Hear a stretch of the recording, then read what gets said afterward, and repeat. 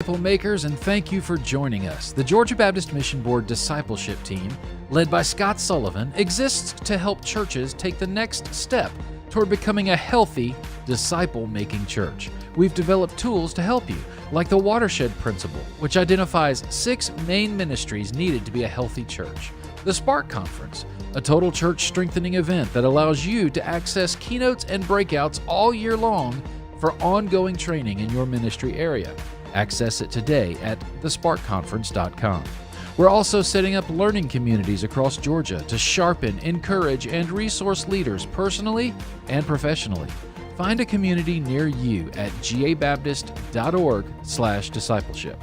Don't forget, you can find our previous episodes on Facebook, Instagram, YouTube, and your favorite podcast platform. Now let's join today's broadcast.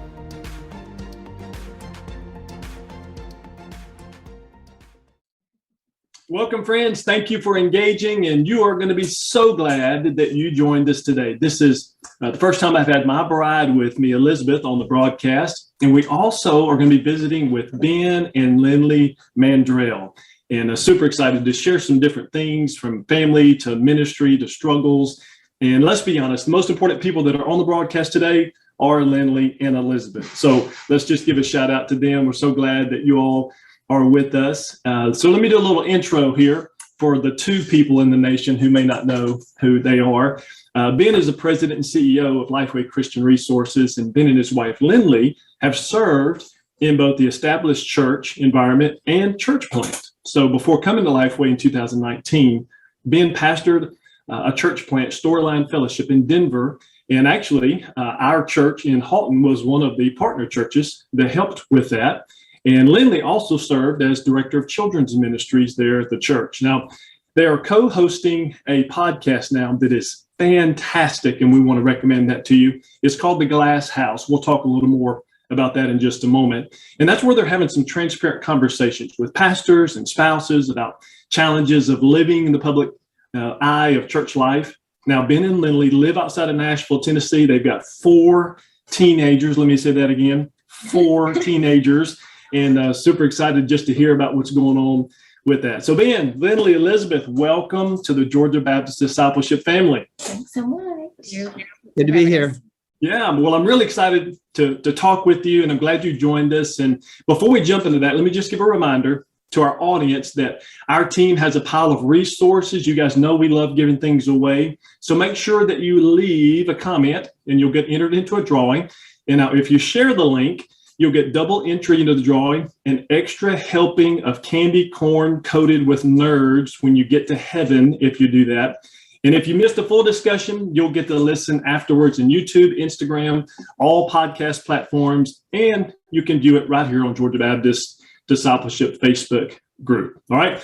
So Ben, Lynley, what in the world? Tell me about some 4 teenagers living in the house. Yes. Oh, I'm tired. I'm an Uber driver for a living. So is Lynley. We talk at night after we've driven for 2 or 3 hours back and forth from places. And so our kids are all 48 months apart. And we thought when they were little that we were really tired. But what we didn't know then is that when they all went to bed at 7:30 and we had our evenings free, that was so nice. Because now, I mean, you know how it is. They're 8th, 9th, 10th, and 12th grade, and they're up late and they want to talk late.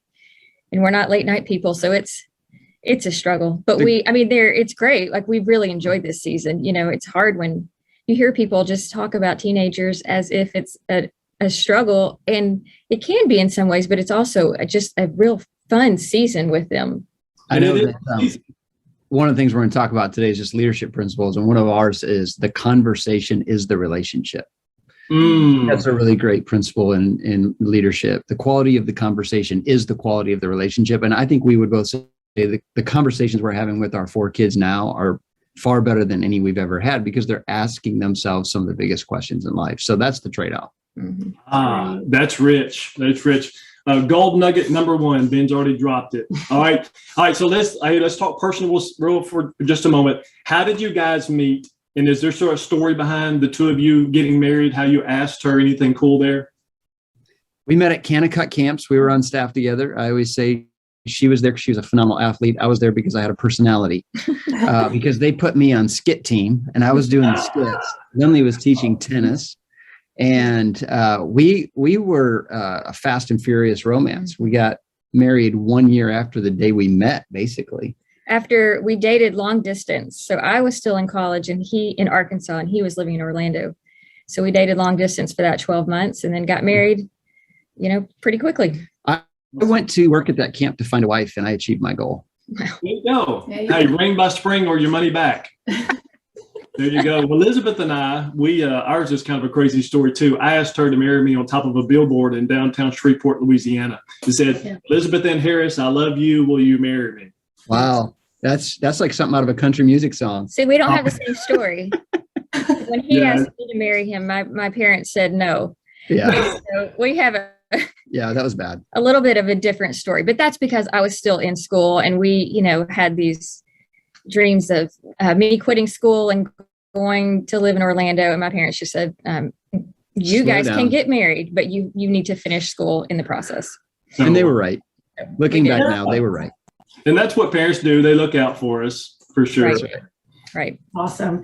Well, you guys, we have found for ourselves with our boys just constantly being involved in activities and feeling like those Uber drivers for them, that finding the time to actually be able to spend quality time with them is super important for our family's health, for our sanity. So how do you guys make that a priority in your family? And then also when you have a family devotional, what does that look like at the Mandrell house? Yeah. So I used to be, before our children are older, much more judgmental of families, of how they do things. And because we all are until we really are in that process. And so we are super fluid and flexible with how we do things because we have to be. I mean, every season provides a different, somebody's at a different sport or things like that. But the one thing that we have done in this past year that's worked really well for us is that we call it our closer. And so when you're talking about devotionals, I mean, our kids, 2 of them are driving, 2 of them have jobs, some are in different sports. And so they're gone at different times in the afternoon. We don't even dinner time, used to, that's what I was judgmental about. I was like, how do you not have dinner together? Well, now I know how you don't have dinner together because it's really hard. But so at the end of the day on our group family text, we'll say, hey, closer at 9:45. And so we'll just come together and they just know that closer is when we all come together and talk for at least 15 to 20 minutes about what happened that day, a devotional thought. We have this feeling wheel, sometimes because 3 of our teenagers are boys who are, really great with expressing feelings. And so we'll say, you have, because we'll say, how's your day? Oh, it was good.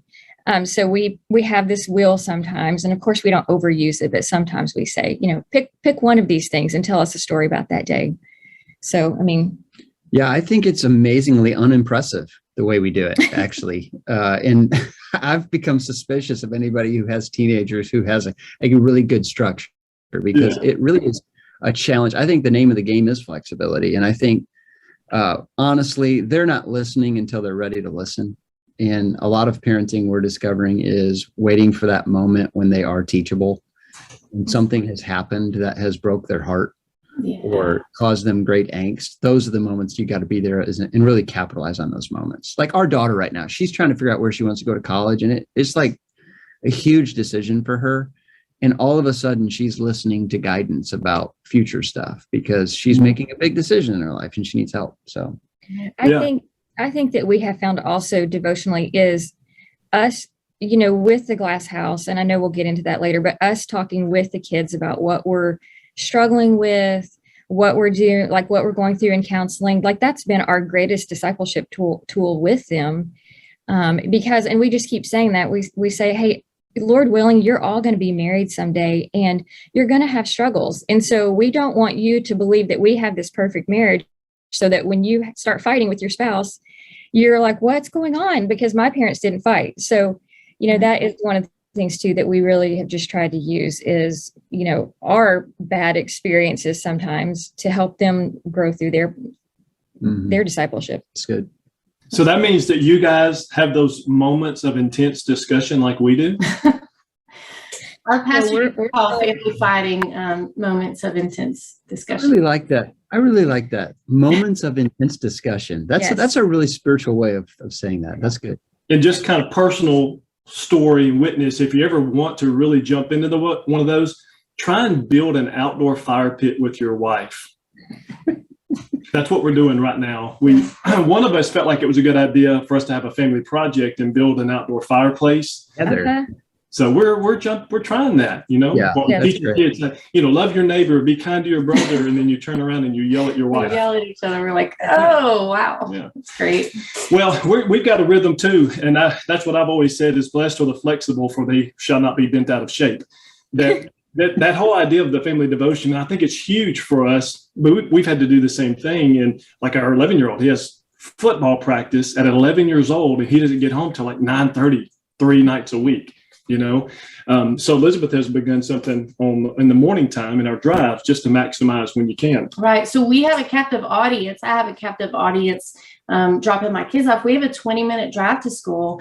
And so we get in the car, get going, and we open up the Bible app, and I have my boys, they alternate, and we just pull up the scripture of the day. I've kind of previewed it just to make sure it's applicable to them and something they can understand. But we talk through whatever scripture that's on the Bible app, the daily verse. And I go through and have them, okay, boys, what does this word mean? And how does this play out at your elementary school? And so we come up with real life situations and how you would respond. And I agree with you, Lynley.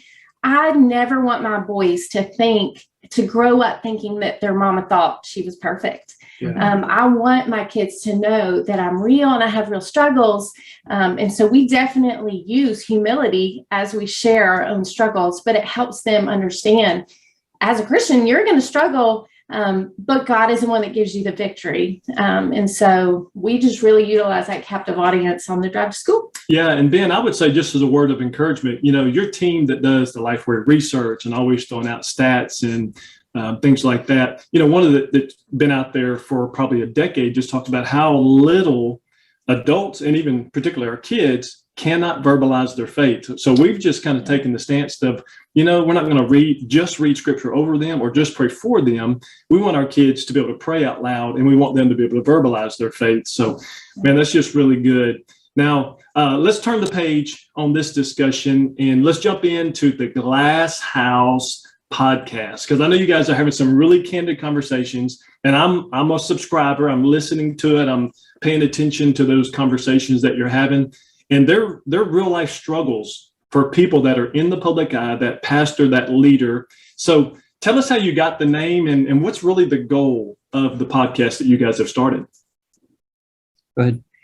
Well, the goal, so just my personality, I have a heart for the underrepresented people. And so I think there are so many opportunities out there with social media to hear all the successes that everyone has and to feel jealous of them, because it's like, man, everybody has it together. And this person they're able to write a book and have a podcast and lead a family. And I mean, all these things. And you think, why can't I do that? And so, the struggle that we had after we came to Lifeway and got out of the pastoral ministry and realized a lot of our brokenness. I mean, and he can explain that, but we went through that year-long journey of counseling, and they're still in it, but it has been about a year. And we just realized there are so many people out there that are, actually almost everybody. Everyone has their brokenness. And so we just wanted to represent that side of the story of, who's out there that feels really sad, who's out there that's really lonely. And so, especially those in pastoral ministry. Being vulnerable is different than being transparent. We're learning that. Being transparent is when you're being honest. Being vulnerable is when you're being so honest that you're giving people enough information to hurt you with it. Mm-hmm. And pastors, we think, really struggle with that level of vulnerability, but that's where intimacy comes from. We think these conversations about the Glass House stuff is giving people permission to be vulnerable about the challenges of being in ministry. And there's just so many people out there right now, I'm sure who are thinking, I'm not sure I can make it in ministry. I may be looking for a change. And we're trying to give them hope and encourage them in the process. Yeah, I mean, the title, The Glass House, because those in ministry know this. I mean, within your house, there's very few job careers that people have so much like view of what you do. I mean, a lot of people, like, for instance, if you're a banker, very few people care where you send your kids to school. But if you're a pastor, they have opinions on whether you do public school or private school or homeschool. And so, that it's just that kind of imagery of, people have a view into your house, and into your personal life. So that's how we came up with that title a little bit. That's good. I mean, we didn't come up with it, but you've heard That's that how it before. emerged. Yes. Yeah. Well, Lynley, before you guys got into ministry, did you know what to expect as a pastor's wife? Were you prepared? Did you have anybody pouring into you? Like, how did you approach your role as a pastor's wife? So I didn't know when we got married. He was not in ministry. That was not on the radar. And I wasn't upset by it. But I mean, honestly, someone else asked me this question. I was so naive. So I was 25 when he got elected to his first pastoral role. I guess that's how you can say it. And we have a really unusual story, and we had 2 babies at that point. And so I mean, we were really like, oh, great. Like, this will be good. I mean, what do? I don't even know what I was supposed to do. And I think the thing that I've learned is that there's no specific role for the pastor's wife. And so I don't think you can even be prepared for it in some ways, because at every single church, there's a different expectation of what the pastor's wife should be doing. And so I think we get into places of, or just problems when we believe that there's a set idea or set standard of who a really good pastor's wife is, because what I was at our church in Jackson, Tennessee is not what Storyline needed in Denver, Colorado. And so, you just talk about flexibility again, like, you just have to ebb and flow with what the church needs in some ways. I think the great lie of the enemy these days is that there is a mold for pastor's wife when there is no mold. So we hear pastor's wives say all the time, I don't think I fit the mold. That assumes and implies that there is one. And almost every pastor's wife we know says, I don't know how I got here. I never dreamed I'd be doing this. This was not my vision for my life. And yet this is where God's called me. Yeah. That's really good. And the last stat I saw about Georgia Baptist churches, there's 3,500 of them, and over 50% of them are either bivocational, multi-vocational, or single pastor staff situations. And what we've learned is a lot of them, most of them have come into this, and pastoring was not on their radar when they got married. So this discussion we're talking about, man, that's just gold. Thank you for sharing that. Now, Elizabeth and I would say, are in the best season of our marriage. Relationally, we talk about this often. We absolutely just love where we are, even with the moments of the intense discussion. I liked Elizabeth's face during that. Yeah. She's like, oh, we are? Are you sure? Great. Are there bad days to come? I mean, what do we? No. But it was. I mean, early on in marriage, they were good, but there were some really hard days, But we, it's great. And Ben, I don't know if this is like for you, but my best sermons and some of those great nuggets that God gives me, I don't know why it can't be at 9 a.m. in the morning. It seems to be 3 or 4 o'clock in the morning, and I roll over and have to write it down or something. True story. 4 a.m. this morning, I'm woken up by the light on his phone. And so he says, hey, are you awake? I'm like, yeah, I'm now awake. No, I am now. What about this? And he says, massive steps of faith in Christ can create deeper walks of intimacy with your spouse. And I wasn't ready for that big thought, at 4 a.m. But at this point now, it's sounding good. But well, I thought it was incredible. I was just like, the Lord just woke me up, and I'm just wide awake. And I had this thought on my mind for this broadcast today. And I was thinking, is this as cool for you as it is for me? And like, what do you think? So she's like, yeah, that's good. And she just went back to sleep. Yeah. That's so funny. Only happens 3 times a day at our house. Mm-hmm. Yeah. okay. I'm glad I'm not alone. Okay. You're not fun. All the time. So here's my thought, my question. Have there been moments when you guys struggle? Because we're talking about the glass house and we're vulnerability and being honest about relationships where we are. I've listened to you guys talk through this. So have there been moments when you've struggled relationally with all the pressure? And if so, what would you say to the thousands of people who are going to watch or listen to this, who are in the exact same situation, and they're going to have struggles with their spouse, in relating within their church, and maybe some of them even suffering from depression or even anxiety? Are any thoughts that you guys would share? Yeah, go ahead.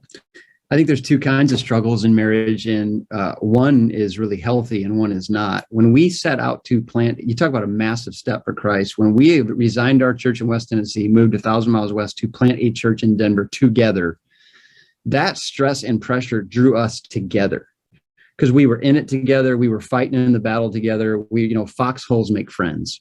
Yeah. So we were in the foxhole together. When we came to Lifeway, it was completely the opposite, and it was my fault. I kind of took this thing on my shoulders and said, hey, Lynley, if you'll help the kids get settled, I've got to get to Lifeway and figure out what we need to do to stabilize and move forward.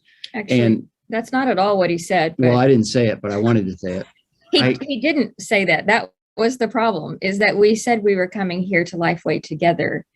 We were going to do this together because that's all we knew for the past 6 years. And so we got here and I was waiting for that togetherness, and he took off.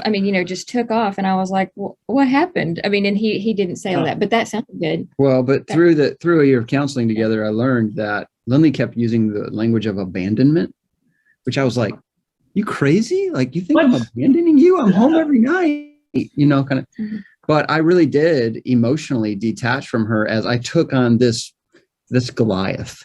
Mm-hmm. And it created a huge wall between us because I was carrying too much in the flesh. I was not involving her in the pain and the struggle and trying to, in my own way, kind of protect her from it, but in the same time, hurting her with it.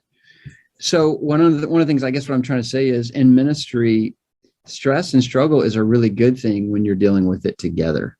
Yeah. Many pastors and wives don't have good communication like we didn't have. And so the church becomes a divisive thing in their marriage rather than something that brings them together. Would you add anything to that?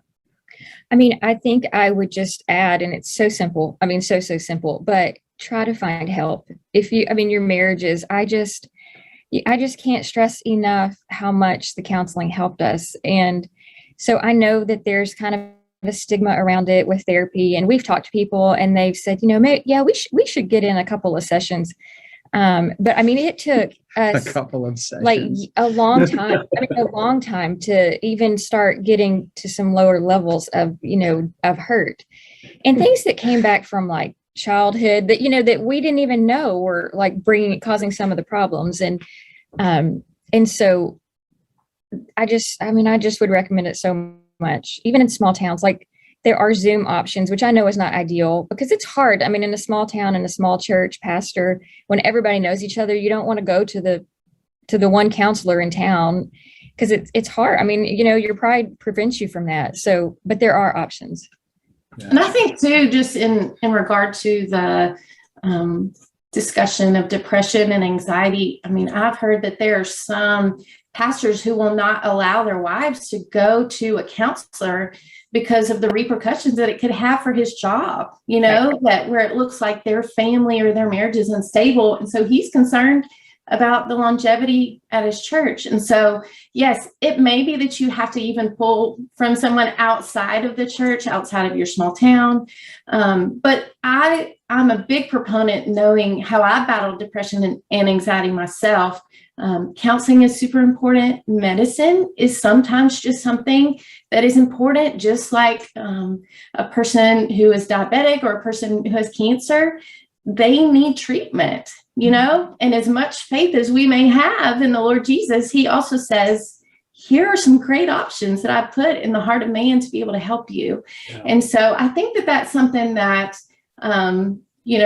as women, sometimes we put all our hope in our husbands, that if you would just do this, this, and this, I'll be better.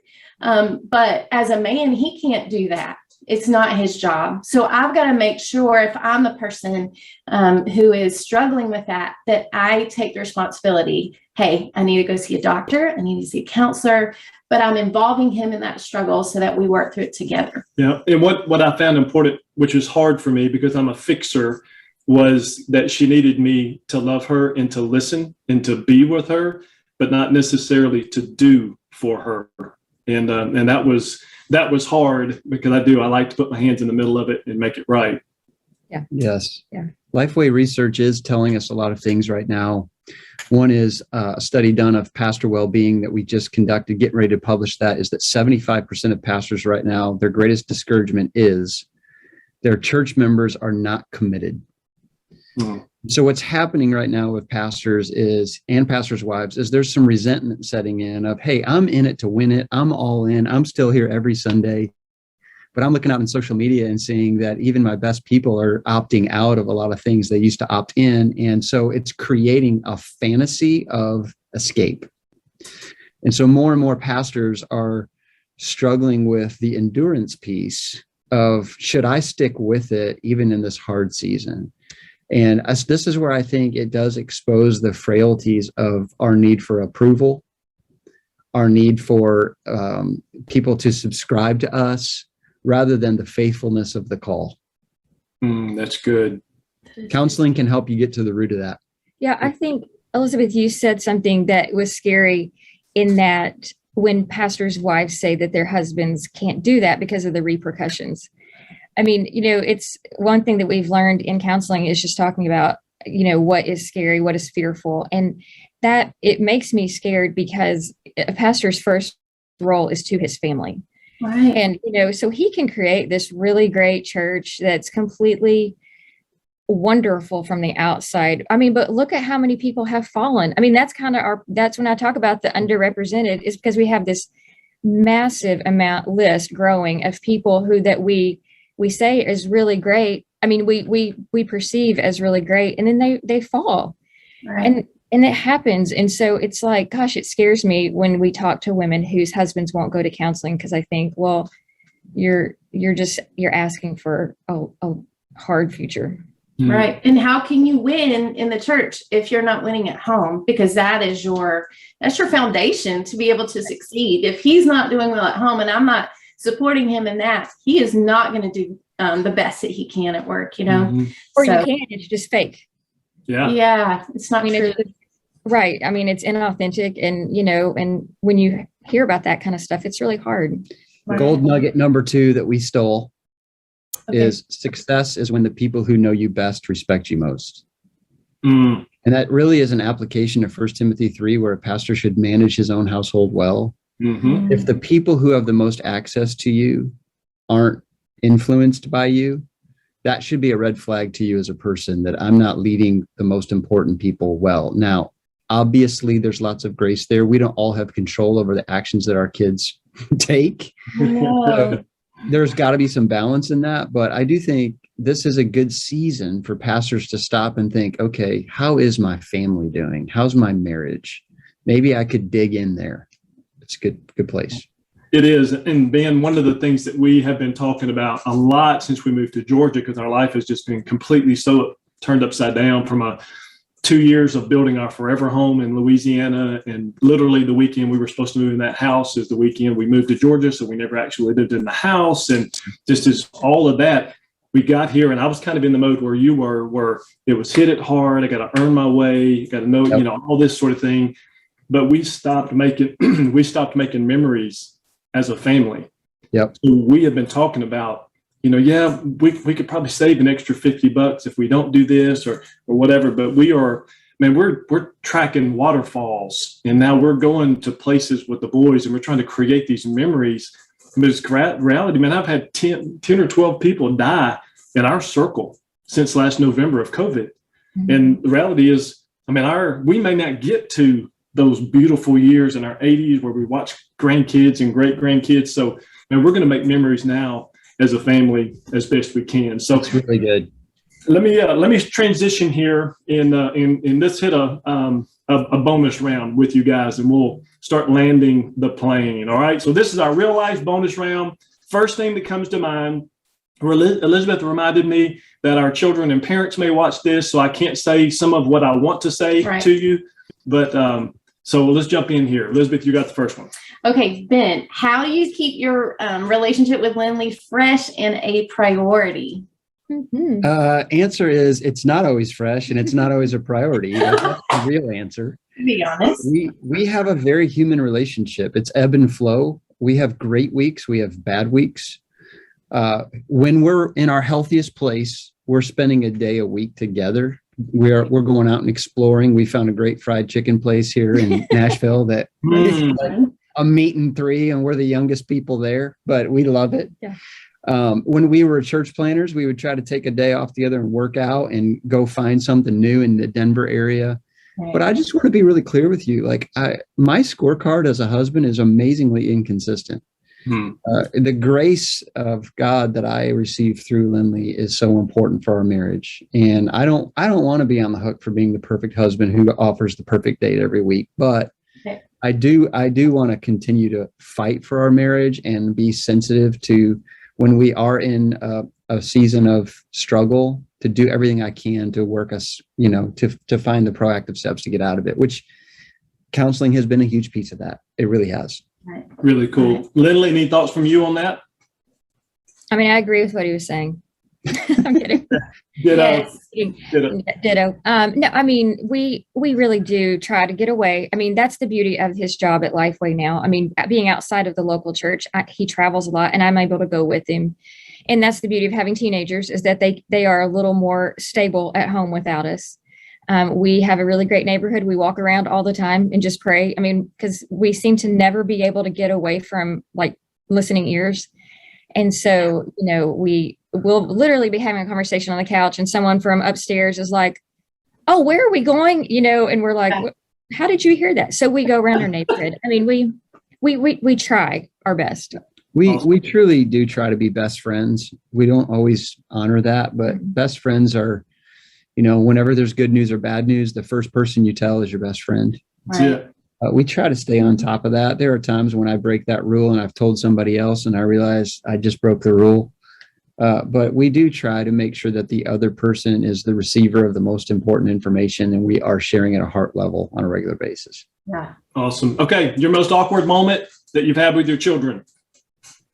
Well, I mean, Ben had one with a family devotional we were doing, but one awkward moment is that we had not talked about talking to our children about our counseling journey.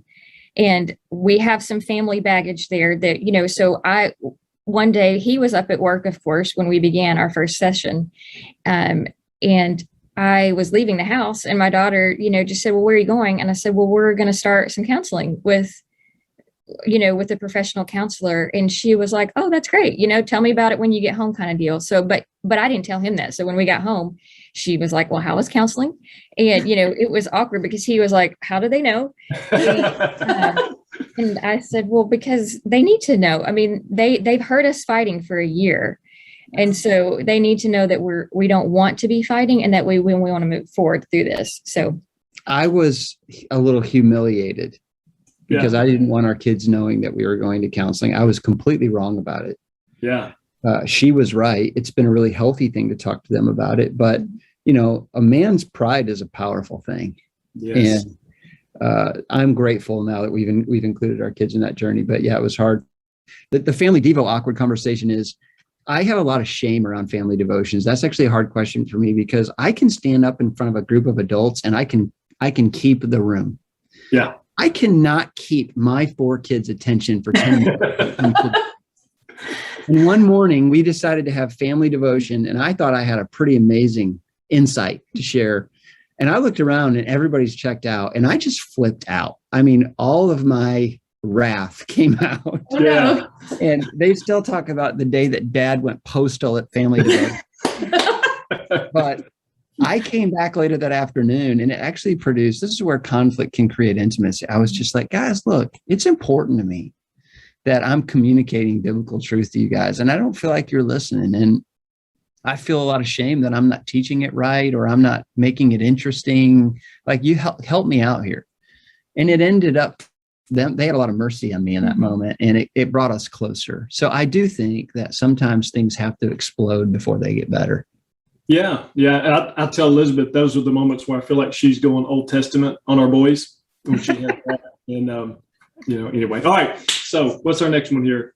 You'll have to tell me more about that. Okay. So Lynley, what do you appreciate most about Ben? Well, I mean, what drew me initially to him is he's fun.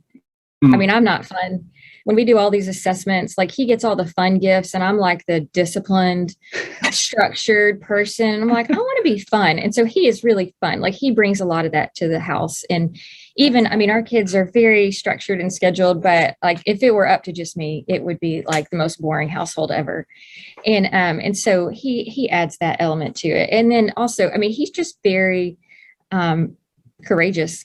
I mean, I just think, you know, that's one of those things I really love about him is that we together take a lot of courageous steps. You know, I mean, it's kind of like we have one life to live, and why play it safe? You know, if the Lord's calling us to something, then we should do it. I mean, because there's clearly a plan in it. And even in this point, I mean, it's taken us 2 years to even begin to think that we're here for a reason, like instead of just grieving our past life.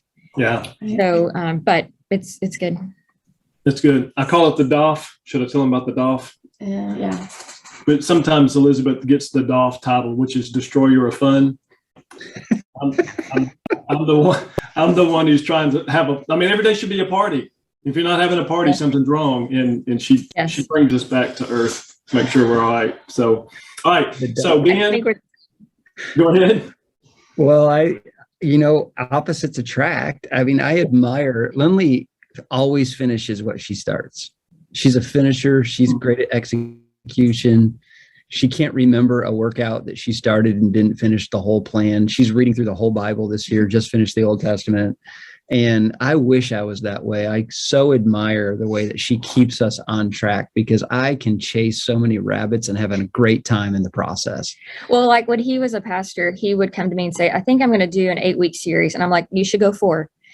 I know that past 4, he's going to be like, oh, I wish I wouldn't have done this. This is too many. That's great.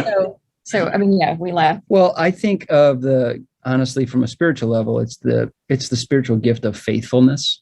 Lynley is the gift of faithfulness. Like if she says she's going to do something, she's going to be faithful, and she's going to follow through. And that occurs in a relational level with you, but also a professional level.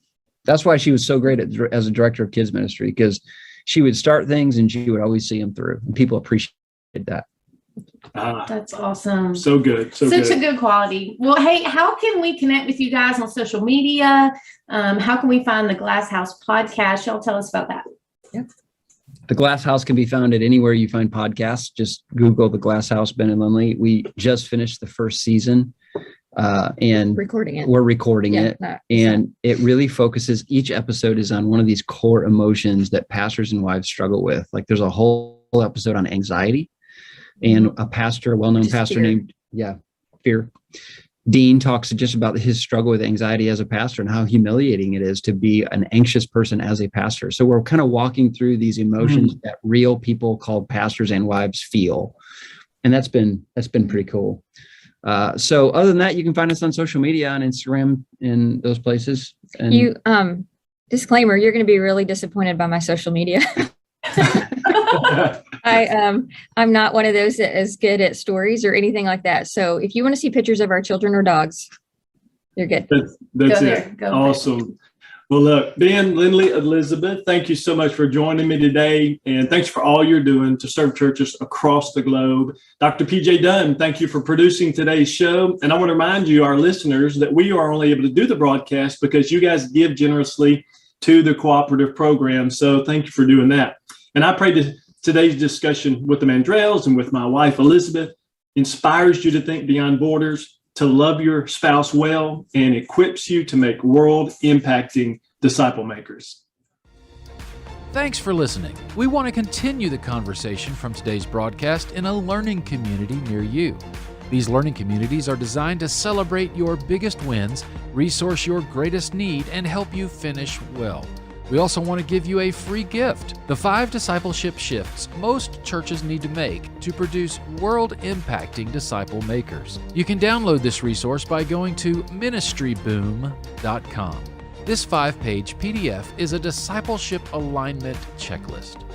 The Georgia Baptist Mission Board is able to provide resources like this because of gifts from Georgia Baptists to the cooperative program. For more information on this broadcast and a customized discipleship plan for your church, visit gabaptist.org/discipleship.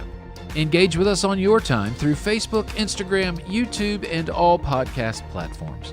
Lastly, if you've benefited from this conversation today, please share this with a friend as we seek to help churches make world-impacting disciple makers.